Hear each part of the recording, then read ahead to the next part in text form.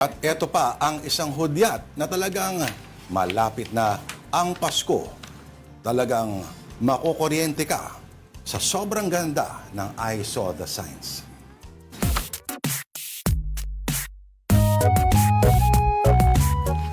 Today's edition, may nangangaroling na. Sa sobrang espesyal ng caroling na ito, siya lang ang natatanging tampok sa edisyong ito. Ba, isa lang. May katob ako, ha? Bakit? Hindi ka na... Ay, ano ba? Sige, go. Kakanta ka ba? Hindi. Pakita na natin. Kasi tatapusin ko na to. Ay, go, go, go. Okay. Bakit solo lang? Let's watch this. Bakit? Say boys and girls in a lantern in the street. I remember the child. I remember the listening. Wherever I hear people giving, singing song.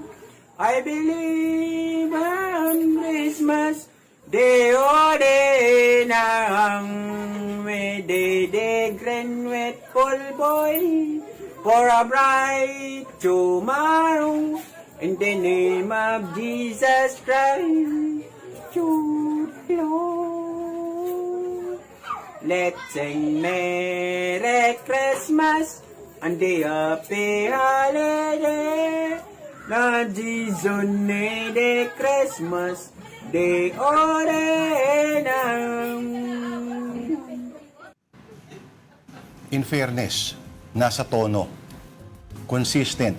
Kahit may ibang parts na biglang magfa-falsetto siya. Ako, nipis eh, no?